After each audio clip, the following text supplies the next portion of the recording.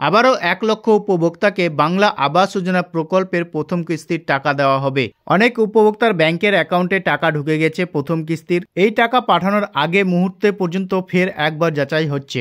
তাতে সন্দেহজনক কিছু থাকলে তাৎক্ষণিক সেই টাকা থামিয়ে দেওয়া হচ্ছে। আবার টাকা পাঠানোর পরও যে উপভোক্তা অযোগ্য বলে প্রমাণিত হচ্ছে তাদের অর্থ ফিরিয়ে নেওয়া হচ্ছে সরকারের পক্ষ থেকে। প্রতিটি জেলায় এইভাবে অনেক অর্থ বেঁচে যাওয়ার কারণেই সম্ভবত তা কাজে লাগানোর জন্যই এই নতুন উপভোক্তাদের যুক্ত করা হচ্ছে। যে সমস্ত উপভোক্তাদের পার্মানেন্ট ওয়েটিং লিস্টে নাম রয়েছে তাদেরকেই ১ লক্ষ নতুন করে উপভোক্তাকে সেই টাকা দেওয়া হবে। তো এই নিয়ে কি বলা হয়েছে এই প্রতিবেদনে এক এক করে সমস্ত কিছুই আপনারা জানতে পারবেন। ভিডিওটা প্রথম থেকে শেষ পর্যন্ত দেখলে সমস্ত কিছুই আপনারা বুঝতে পারবেন। তো চলুন বন্ধুরা, ভিডিওটাকে শুরু করা যাক। রাজ্যের আবাস প্রকল্পের অনুমোদিত ১১ লক্ষ উপভোক্তাকে টাকা দেওয়ার কাজ প্রায় শেষের পথে। এই অবস্থায় নতুন প্রায় ১ লক্ষ উপভোক্তাকে এই বৃত্তে সংযুক্ত করার সিদ্ধান্ত নিয়েছে রাজ্য। আপাতত ৮টি জেলার জন্য অতিরিক্ত এই উপভোক্তাদের সংযুক্ত করার সিদ্ধান্ত নেওয়া হয়েছে। তো ইতিমধ্যেই আপনারা দেখতে পাচ্ছেন আবারও কিন্তু ১ লক্ষ উপভোক্তাকে এই প্রকল্পের সঙ্গে যুক্ত করতে চলেছে। আপাতত ৮টি জেলা থেকেই এই অতিরিক্ত ১ লক্ষ উপভোক্তাদের নতুন এই প্রকল্পে যুক্ত করার জন্য সিদ্ধান্ত নেওয়া হয়েছে। তারপরে বলেছে আধিকারিকদের একাংশের অনুমান কঠোর যাচাইয়ের পরও টাকা পাঠানোর আগের শেষ মুহূর্তে পূর্ণ যাচাই হচ্ছে। তাতে কিছু সংখ্যক করে উপভোক্তা বাদও যাচ্ছেন জেলায় জেলায়। বেঁচে যাওয়া অর্থের কারণে এই অন্তর্ভুক্তি। তো ইতিমধ্যেই আপনারা দেখতে পাচ্ছেন টাকা পাঠানোর আগের মুহূর্তে পর্যন্ত কিন্তু তারা যাচাই করছেন। যদি কোনো উপভোক্তার অযোগ্য বলে প্রমাণিত হয় তাহলে সেই নামগুলো বাতিল চলে যাচ্ছে। টাকা বেঁচে যাওয়ার কারণে এই নতুন করে অন্তর্ভুক্ত করার সিদ্ধান্ত নিয়েছে।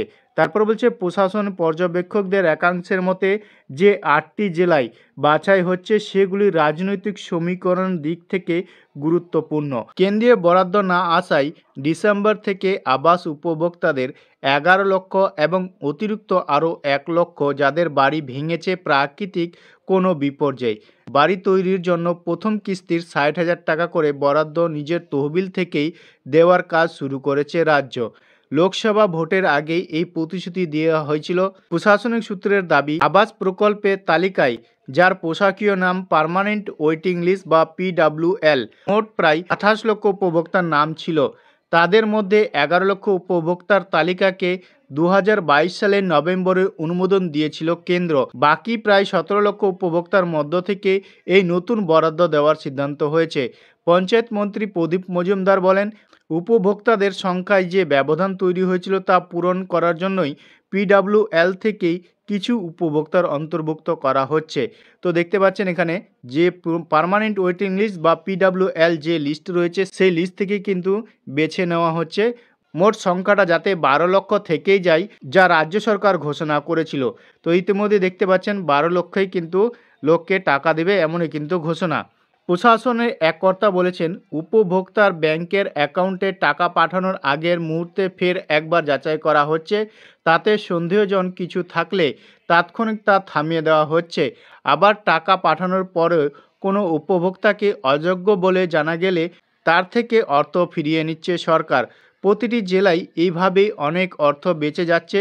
সম্ভবত তা কাজে লাগানোর জন্যই নতুন উপভোক্তাদের যুক্ত করা হচ্ছে। কিছু উপভোক্তা যখনই টাকা পাঠাচ্ছে এবং তাদের নামে যদি কোনো অভিযোগ থাকে বা অযোগ্য বলে প্রমাণিত হচ্ছে তাদের ব্যাংকের অ্যাকাউন্টে টাকা থামিয়ে দেওয়া হচ্ছে। যদি টাকা পাওয়ার পরেও তারা যদি অযোগ্য বলে প্রমাণিত হচ্ছে এবং তাদেরকে কিন্তু টাকা ফিরিয়ে দেওয়া হচ্ছে সরকারকে। এদের থেকে যে টাকাটা বেঁচে যাচ্ছে সেই কারণেই নতুন উপভোক্তাকে যুক্ত করা হচ্ছে এই প্রকল্পের মধ্যে। গত ১৭ ডিসেম্বর আবাসের টাকা দেওয়ার আনুষ্ঠানিক সূচনা করে মুখ্যমন্ত্রী মমতা বন্দ্যোপাধ্যায় বলেছিলেন, জেলা শাসক, police super, SDO, BDO, OC, IC সকলের নজরদারিতে আবাসের তালিকায় পূর্ণ যাচাই হচ্ছে। তারপরে সাধারণের মতামত নিয়েই সেই তালিকায় জনসমক্ষে জানানো হয়েছিল। মোট ২৮ লক্ষ উপভোক্তা রয়েছে যারা এই দফায় পাননি। তারা দুঃখ করবেন না, কেন্দ্র টাকা না দিলে তাদেরও দুটো কিস্তিতে টাকা দেওয়া হবে। ২০২৬ সালের মধ্যেই কাজ শেষ করে ফেলব।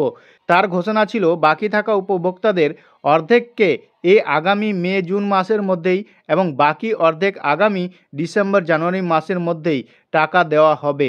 আগামী মে ও জুন মাসের মধ্যেই অর্ধেক এবং বাকি অর্ধেককে আগামী ডিসেম্বর ও জানুয়ারি মাসের মধ্যেই টাকা দেওয়ার প্রসেস কিন্তু শুরু হবে। তো এই নিয়ে আপনাদের মতামত কমেন্ট সেকশনে অবশ্যই কমেন্ট করে জানাবেন। ভিডিওটা যদি ভালো লেগে থাকে একটা লাইক করে বন্ধুদের সাথে বেশি বেশি করে শেয়ার করে দেবেন।